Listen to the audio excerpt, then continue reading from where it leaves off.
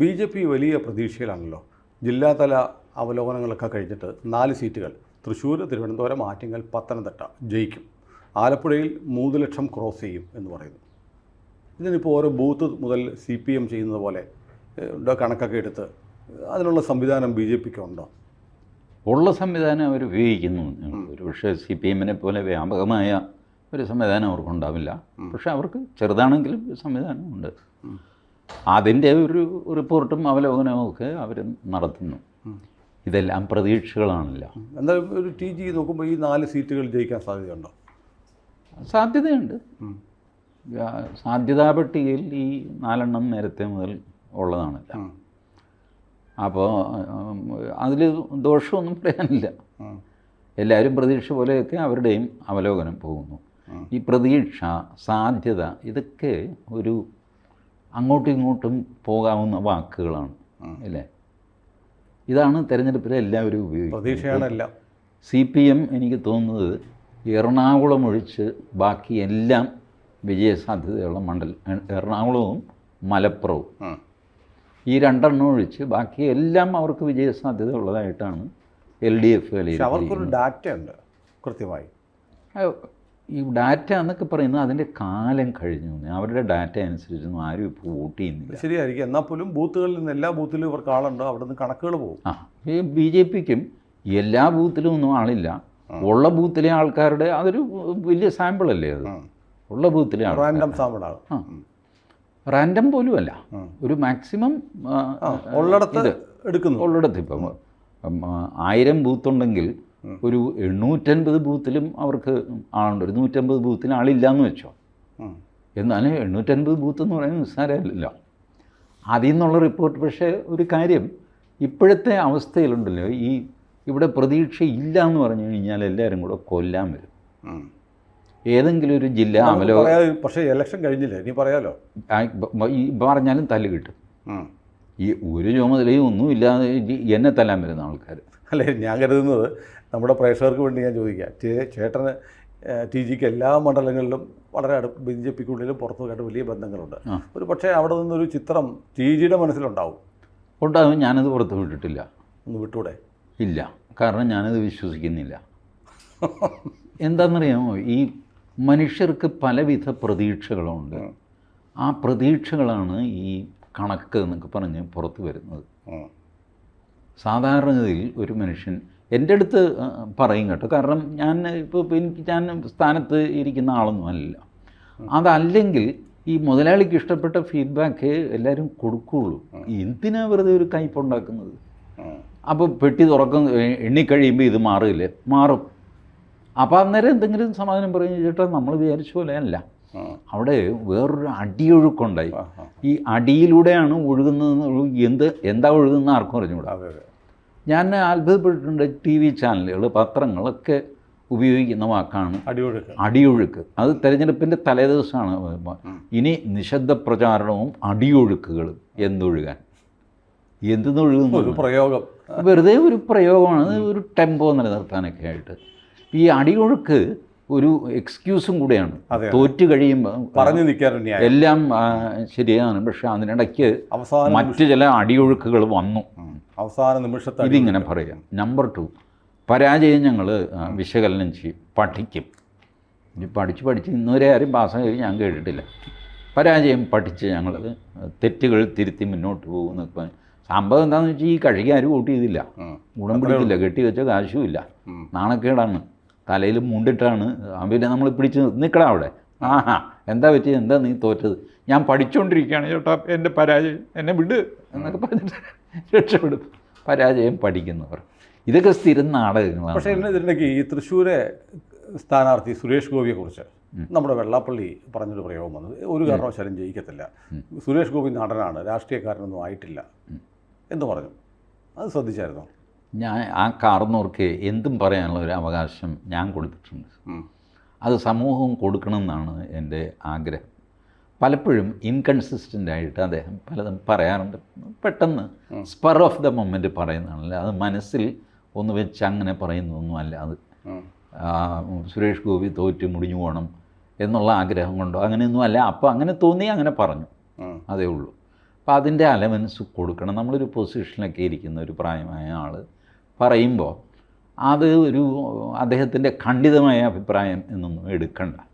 അപ്പോൾ തോന്നിയൊരു അഭിപ്രായം പറഞ്ഞു. തുഷാറിനെ കുറിച്ചും പറഞ്ഞു മത്സരിക്കേണ്ട ഒരു കാര്യമില്ലായിരുന്നു. കാര്യമില്ല, മത്സരിക്കേണ്ടെന്ന് ഞാൻ പറഞ്ഞതാണ്. എന്നിട്ട് പോയി മത്സരിച്ചു പറയും. That is his position. രണ്ടുപേരെ കുറിച്ചേ ആകെ പറഞ്ഞിട്ടുള്ളൂ തെരഞ്ഞെടുപ്പ് കഴിഞ്ഞിട്ട്. രണ്ടുപേരെ പറ്റിയേ ചോദിച്ചിട്ടുള്ളൂ. അതുകൊണ്ടാണ്. ബാക്കി ആരോടെന്ന് ചോദിച്ചാൽ അതിനും പുള്ളി അഭിപ്രായം പറയും. അത് പുള്ളിയുടെ ആ മൂഡ് പോലെ ഇരിക്കുന്നത്. ഒന്ന്, അദ്ദേഹം ഈ ആക്റ്റീവ് പൊളിറ്റിക്സിലില്ലല്ലോ, തെരഞ്ഞെടുപ്പിലും മത്സരിക്കുന്നില്ല, ഒരു ചുക്കുമില്ല. പിന്നെ ഇതൊരു ഒരു കെട്ടുകാഴ്ചയായിട്ടാണ് അദ്ദേഹം ഇത് കാണുന്നത്. എത്രയോ വർഷമായി വെള്ളാപ്പള്ളി തിരഞ്ഞെടുപ്പ് കാണുന്നു. 1-2 തിരഞ്ഞെടുപ്പിൽ ആക്റ്റീവായിട്ട് ഇടപെടുകയൊക്കെ ചെയ്തു. സുധീരനെ തോൽപ്പിക്കാൻ എന്നൊക്കെ പറഞ്ഞ് ഇടപെടുകയൊക്കെ ചെയ്തു. കുറേ കാശുമൊക്കെ മുടക്കി അങ്ങനെയൊക്കെ ചെയ്തിരുന്നു പുള്ളി ആക്റ്റീവായിരുന്ന കാലത്ത്. പിന്നെ പുള്ളി മെല്ലെ ഈ രാഷ്ട്രീയം, ഇതിൻ്റെ ഡെയിലി ഗുസ്തി ഇതിലൊന്നും പെടാതെയായി. അപ്പോൾ ഇപ്പോൾ അഭിപ്രായം ചോദിക്കുമ്പോൾ പുള്ളി ഫുൾ ബാക്ക്ഗ്രൗണ്ട് പഠിച്ചിട്ട് അങ്ങനെയൊന്നുമല്ല, അപ്പം തോന്നിയ ഒരു അഭിപ്രായം അത് പറഞ്ഞു എന്നേ ഉള്ളൂ. അതൊരു നെഗറ്റീവ് കമൻ്റായിട്ടൊന്നും വിചാരിക്കുന്നു. അല്ല, എല്ലാവരും ചോദിക്കുന്നൊരു ചോദ്യമുണ്ട് കേരളത്തിൽ. എനിക്ക് തോന്നുന്നു ഈ ഇലക്ഷനിൽ എല്ലാവരുടെയും നാവിലുള്ള ചോദ്യം സുരേഷ് ഗോപി ജയിക്കുമോ എന്നുള്ളതാണ്. ജയിക്കട്ടെ എന്ന് ആശംസിക്കാം. എന്നാലും പറയൂല. അല്ല, ഈ ജയിക്കുമെന്ന് പറഞ്ഞ് എങ്ങനെ പറയും? പെട്ടിയിൽ കിടന്ന് വോട്ട് വെച്ചിട്ട് സ്പെക്കുലേഷൻ നടത്തുക എന്ന് പറയുന്നത് ഒരു ബുദ്ധിമോശമല്ലേ? എങ്കിലും ഒരു വേറെ കാര്യം ചോദിക്കാം. എല്ലാവരും ഇപ്പം ശൈലജ ജയിക്കുമോ ഒന്നുമില്ല, ആര് ജയിക്കും എന്നതിനെക്കുറിച്ചാണ് ആശങ്ക എങ്കിൽ ഫസ്റ്റ് സുരേഷ് ഗോപിയുടെ പേരാണ്. അതെന്താ അങ്ങനെ ഒരു പൊളിറ്റിക്കൽ ഒരു ആളിലേക്ക് ഈ ചോദ്യങ്ങളും കൂടെ കേന്ദ്രീകരിക്കും? അന്തരീക്ഷം അങ്ങനെയാണ്.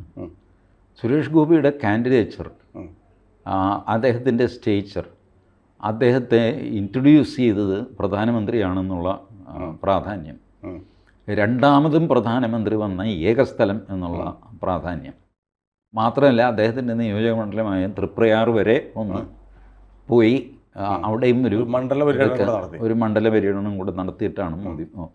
അപ്പോൾ മോദി ഇത്രയധികം ഒരു കാൻഡിഡേറ്റിനെ പൊക്കാൻ വേറെ ആരെയും ഇങ്ങനെ ചെയ്തിട്ടില്ല, ഇത്രയധികം പ്രൊജക്റ്റ് ചെയ്തിട്ടില്ല. അപ്പോൾ അത് ചെയ്തു കഴിഞ്ഞപ്പോൾ സ്വാഭാവികമായിട്ട് സുരേഷ് ഗോപി ജയിക്കുമോ തോക്കുമോ എന്നുള്ള ചിന്ത ഇങ്ങനെ വർദ്ധിച്ചു വന്നു. അത് കുറച്ച് അനുകൂലമായി കാണില്ലേ സുരേഷ് ഗോപിക്ക്? തീർച്ചയായിട്ടും ഭയങ്കര ബൂസ്റ്റ് അല്ലേ പ്രധാനമന്ത്രി കൊടുത്തത്.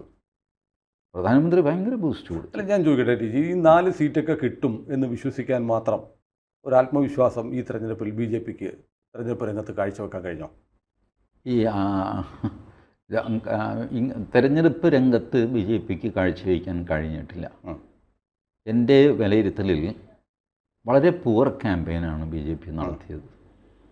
പക്ഷേ ഈ മോദിയുടെ ഒരു പ്രഭാവം, ഇതിനെല്ലാം മറികടക്കുന്ന ഒരു പ്രഭാവവും കേരളത്തിലെ ജനങ്ങളുണ്ടല്ല, അവർ LDF UDF പ്രത്യേകിച്ച് LDFിനോട് ഒരു വെറുത്തുപോയി.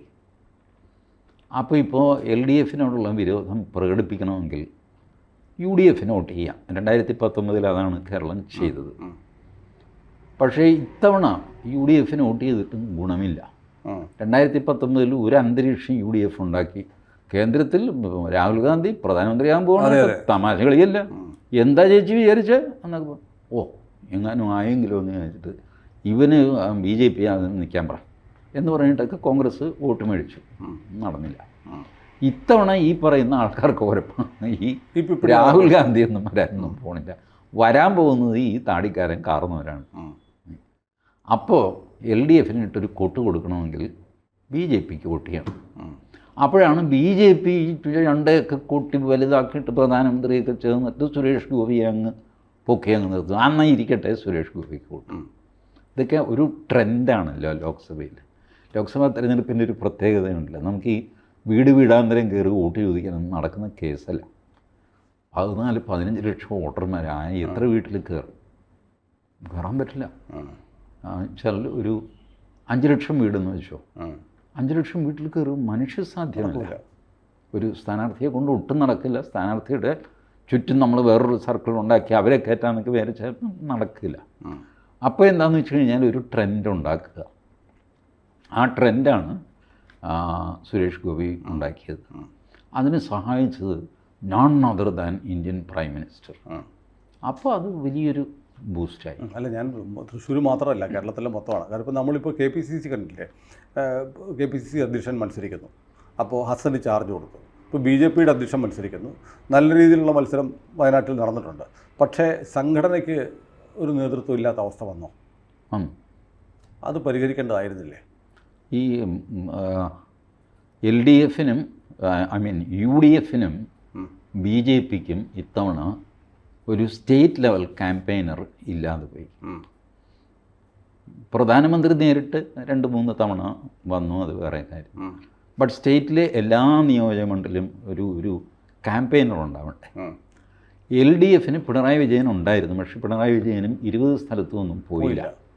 സെലക്റ്റഡ്, അത് എന്തെങ്കിലും ആരോഗ്യ പ്രശ്നമൊക്കെ ഉണ്ടാകണമെങ്കിൽ കുഴപ്പമില്ല. മാത്രമല്ല, പിണറായി വിജയൻ്റെ പ്രസംഗം അങ്ങനെ ഒരു ഉത്തേജിപ്പിക്കുന്ന പ്രസംഗമൊന്നുമല്ല. കേരളത്തിൽ ഇപ്പോൾ ദാരിദ്ര്യം, രാഷ്ട്രീയ രംഗത്തെ ദാരിദ്ര്യം നല്ല പ്രാസംഗികരില്ല എന്നുള്ളതാണ്. ഈ അച്ചടി ഭാഷയിൽ സംസാരിക്കുന്ന ഒരുപാട് പേരുണ്ട്, നിർത്താതെ സംസാരിക്കും, നല്ല ലങ് പവറുണ്ട്. തുടങ്ങിക്കഴിഞ്ഞാൽ 5 മിനിറ്റ് ഒരു ഉറന്ന് പറഞ്ഞിങ്ങനെ വാക്കുകൾ വരും. ഇതുകൊണ്ടായില്ല. കമ്മ്യൂണിക്കേറ്റ് ചെയ്യണ്ടേ? അച്യുതാനന്ദനെ നോക്ക്, അച്യുതാനന്ദൻ്റെ കമ്മ്യൂണിക്കേഷൻ, അച്യുതാനന്ദൻ നിർത്താതെ സംസാരിക്കുന്ന ആളല്ല, പക്ഷെ ചില വാക്കുകളിട്ട് ആ മനുഷ്യൻ കളിച്ചതങ്ങ് നെഞ്ചിൽ ഏൽപ്പിക്കും, സിമ്പിൾ ഈക്വേഷനിലേക്ക് കൊണ്ടുവരും. അപ്പോൾ ജനങ്ങൾക്ക് കൃത്യം മനസ്സിലാവും ഇപ്പുറത്താരാണ് അപ്പുറത്താരാണ്. ഇതിലേക്ക് കൊണ്ടുവരണം. ഈ സാമർഥ്യം നരേന്ദ്രമോദിക്കുണ്ട്. കേരളത്തിലെ ഒരു രാഷ്ട്രീയ പാർട്ടിയിലും VSന് ശേഷം ഇങ്ങനൊരു പ്രാസംഗികനുണ്ടായിട്ടില്ല. ഒരു പഞ്ച് ഡയലോഗ് കഴിഞ്ഞ തെരഞ്ഞെടുപ്പിൽ ആരെങ്കിലും പറഞ്ഞത് ഒന്ന് കേൾപ്പിച്ചു?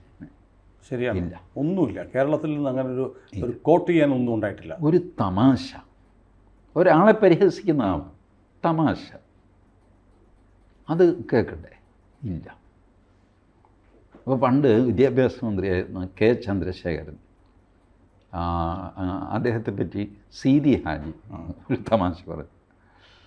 ചന്ദ്രശേഖരൻ ഈശ്വരനെ പ്രാർത്ഥിച്ചു, ഈശ്വരൻ പ്രത്യക്ഷപ്പെട്ടു. ചന്ദ്രശേഖര, എന്ത് വേണം? നിനക്ക് ബുദ്ധി വേണോ തടി വേണോ? ചന്ദ്രശേഖരൻ പറഞ്ഞു, എനിക്ക് തടി മതി. ചന്ദ്രശേഖരൻ നല്ല തടി വേണം. പക്ഷേ ആ തമാശയിൽ ചന്ദ്രശേഖരൻ പോലും ചിരിച്ചു പോയി എന്നുള്ളതാണ്. പുള്ളിയുടെ തടി ഇച്ചിരി കൂടുതലാണെന്ന് പുള്ളിക്ക് തന്നെ ഫീലിംഗ് ഉണ്ട്. വിദ്യാഭ്യാസ മന്ത്രിയാണ്. വിദ്യാഭ്യാസ മന്ത്രിക്ക് ബുദ്ധിയില്ല എന്ന് പറഞ്ഞിട്ടാണ് ഈ അറ്റാക്ക്. അപ്പോൾ ബുദ്ധി വേണമെന്ന് ദൈവം ചോദിച്ചപ്പോൾ ബുദ്ധി വേണ്ട, എനിക്ക് തടി മതി. പക്ഷേ ആ തടി വെച്ച് കാര്യം നടത്താൻ ചന്ദ്രശേഖരൻ മിടുക്കനായിരുന്നു. അപ്പോൾ ഇതുപോലെ ഈ ശത്രുവിന് പോലും വലിയ അലോസരം തോന്നാത്ത രീതിയിൽ ഒരു തമാശ പറയാൻ സാധിക്കുക, ഇങ്ങനെയൊക്കെയുള്ള രാഷ്ട്രീയം അവസാനിച്ചു. ഇപ്പം ചതുരവടിവിൽ സംസാരിക്കുക, മറ്റേയാൾ പറഞ്ഞതിന് മറുപടി പറയുക. ഈ മറുപടി പറയുന്നത് വലിയ ഗുണമില്ലാത്ത കാര്യമാണ്. ഇത് പലരുടെയും രാഷ്ട്രീയത്തിൽ പലരുടെയും തെറ്റിദ്ധാരണയാണ്, മറ്റേയാൾ പറഞ്ഞതിന് മറുപടി പറയണം എന്നുള്ളത്. പറയില്ല. EMS, നയനാർ, KG മാരാർ ഇവരൊന്നും മറുപടി പറയാത്ത ആൾക്കാരാണ്. പൊതുപ്രസംഗത്തിൽ ആരെങ്കിലും എന്തെങ്കിലുമൊക്കെ ആരോപണമൊക്കെ പറയും, ദേ ജസ്റ്റ് ഡോണ്ട് കെയർ. അവരതിന് മറുപടി പറയില്ല. അവർ വേറെ കാര്യങ്ങൾ പറയും, അതിനകത്ത് ഇത് മുങ്ങിപ്പോക്കോളും. ഈ അനാവശ്യമായിട്ട് ഈ പഴത്തൊലിയിലിട്ട് ചവിട്ടി അവൻ വീണോ ഇവൻ വീണോ എന്നൊക്കെ ഇതുപോലത്തെ യുദ്ധങ്ങൾക്ക് പോകാതിരിക്കും. ഒരുപാട് കാര്യങ്ങൾ രാഷ്ട്രീയത്തിൽ ഒരു പ്രസംഗത്തിൽ തയ്യാറെടുക്കാനുണ്ട്. അപ്പോൾ അതിൽ VSനുണ്ടായിരുന്ന ഗുണം എന്താ, വർഷങ്ങളായിട്ട് ഇങ്ങനെ പ്രസംഗിച്ച് VS ആദ്യകാലത്തൊക്കെ ആലപ്പുഴയിലൊക്കെ ഈ ദ്വയാർത്ഥ പ്രയോഗം പറയുമായിരുന്നു. അത് പാർട്ടിക്ക് മതിയായിട്ട് ഇപ്പോൾ സുശീല ഗോപാലൻ മരിച്ചു പോയതുകൊണ്ട് ഞാൻ പറയാം, സുശീല ഗോപാലൻ പാർട്ടിയിൽ പറഞ്ഞു, ഈ മനുഷ്യൻ എനിക്ക് വേണ്ടി ക്യാമ്പയിൻ ചെയ്യണ്ട. അവർ സ്റ്റേജിൽ ഇരിക്കുമ്പോഴാണ് ഈ പ്രയോഗങ്ങൾ നടത്തുന്നത്. ഇത് നാട്ടുകാർക്ക് മുഴുവൻ മനസ്സിലാകുന്നില്ല. ഇത് വേറെ കുറച്ചൊക്കെ പറയുമായിരുന്നു. അതിനാരും പറയുന്നു ഞാൻ കേട്ടിട്ടില്ല. പറയുമായിരിക്കും. അപ്പോൾ ഈ അങ്ങനെ വർഷങ്ങൾ കൊണ്ട് VS സ്വയം കുറച്ച് നവീകരിച്ചു. എന്നാലും ഇച്ചിരി ഓവറാകുമായിരുന്നു. മുഖ്യമന്ത്രി ആയിരുന്നപ്പോഴൊക്കെ ഇച്ചിരി ഓവറാകുമായിരുന്നു. അതല്ല VSൻ്റെ യഥാർത്ഥ പ്രസംഗം. അത് ആലപ്പുഴക്കാരനൊക്കെ എനിക്കറിയാം VS ശരിക്ക് ആയ കാലത്ത് VS ഉപയോഗിച്ചുകൊണ്ടിരുന്ന വാക്കുകൾ. അത് തെമ്മാടിത്തരമാണ് കേട്ടോ, അത് പൊതുരംഗത്ത് പറയാൻ കൊള്ളില്ലാത്തതാണ്. പക്ഷേ VS പറഞ്ഞുകൊണ്ടിരുന്നു. അവസാനം സുശീല ഗോപാലിനൊക്കെ ഇടപെട്ട് പെണ്ണുങ്ങളിരിക്കുന്ന ഒരു വേദിയിൽ പറഞ്ഞുകൂടാത്ത വാക്കുകൾ ഉപയോഗിക്കുമ്പോൾ സുശീല ഗോപാലനാണല്ലേ അവിടെ നാണം കിടന്നത്. ചൂളിപ്പോ VS നിന്ന് പ്രസംഗിക്കുന്നു, സുശീലയെ ജയിപ്പിക്കാനേ പ്രസംഗിക്കുന്നത്. സുശീല പറയുന്ന ആ ഒറ്റ പ്രസംഗം കൊണ്ട് 10,000 വോട്ട് എനിക്ക് നഷ്ടപ്പെടേണ്ട, എനിക്ക് VSനോട് സൂക്ഷിക്കണം എന്നൊക്കെ പറഞ്ഞ് അങ്ങനെയാണ് VS വരുന്നത്. But still he was A figure. അതിനുശേഷം ഇപ്പോൾ ആരുമില്ല, CPM-നില്ല, കോൺഗ്രസിലും ഇല്ല, BJP-യിലും ഇല്ല. നമ്മുടെ വിഷയം ഇങ്ങനെ വഴി വരങ്ങാണ്ടൊക്കെ പോയി. അപ്പോൾ ഈ എനിക്ക് അറിയാറുള്ളത് എല്ലാവരുടെയും ഞാനിത് പറയാൻ കരുതുന്നത് വെച്ചാൽ ഈ പറഞ്ഞ മാതിരി ഒരു വലിയ വിറുലൻറ്റ് ഹൈ വോൾട്ടേജ് ക്യാമ്പയിൻ BJP നടത്തി എന്ന് ഞാൻ വിശ്വസിക്കുന്നില്ല. ഒരു പകരം സംവിധാനം, വസ്തുതയാണ്. ലീഡർഷിപ്പ് പ്രസിഡന്റ് അങ്ങോട്ട് മാറിയപ്പോൾ ആ വാക്വം ഫില്ല് ചെയ്യാൻ ഒരു താൽക്കാലികക്കാരനെ പോലും ചുമതല വെക്കാത്തതിൻ്റെ ഒരു കുഴപ്പമുണ്ടായി. അല്ലെങ്കിൽ കേരളത്തിലെ എല്ലാ മണ്ഡലങ്ങളിലും സജീവമായി നിറഞ്ഞു നിൽക്കേണ്ട ആളായിരുന്നു സുരേന്ദ്രൻ. യെസ്, അത് ഒരു ചെറിയ പാളിച്ചയാണ്. അത് ഒരുപക്ഷെ പാർട്ടി പരിശോധിച്ച് അതിനുള്ള ഒരു നടപടിയൊക്കെ ഉണ്ടാവുമെന്ന് കരുതാം. പക്ഷെ എനിക്ക് നമ്മൾ വൈൻഡപ്പ് ചെയ്യുമ്പോഴത്തേക്ക് അത് പാളിച്ചയാണോ എന്നും എനിക്ക് സംശയമുണ്ട്. അതൊരു പ്ലാനിങ്ങിൻ്റെ ഭാഗവും ആകാം. അല്ല, പറഞ്ഞതേ ഉള്ളൂ. അതെ അതെ, കേട്ടു. അല്ല, അപ്പോൾ ഈ തവണ ലോകസഭയിലേക്ക് ഒരു BJP-ക്കാരനെങ്കിലും പോവോ? പോകണമെന്ന് ഞാൻ ആഗ്രഹിക്കുന്നു. കുറേ കാലമായില്ലേ അവർ കഷ്ടപ്പെടുന്നു, ഞാനും കഷ്ടപ്പെടുന്നു. പോയി ഇത്രയും കാലമായില്ലേ. ചേട്ടൻ്റെ ആഗ്രഹം സഫലീകരിക്കട്ടെ, നോക്കാം. കൂടുതൽ വാർത്തകളും വിശേഷങ്ങളും നിങ്ങളിലേക്ക് എത്താൻ ABC മലയാളം സബ്സ്ക്രൈബ് ചെയ്യുക, ബെൽ ബട്ടണും അമർത്തുക.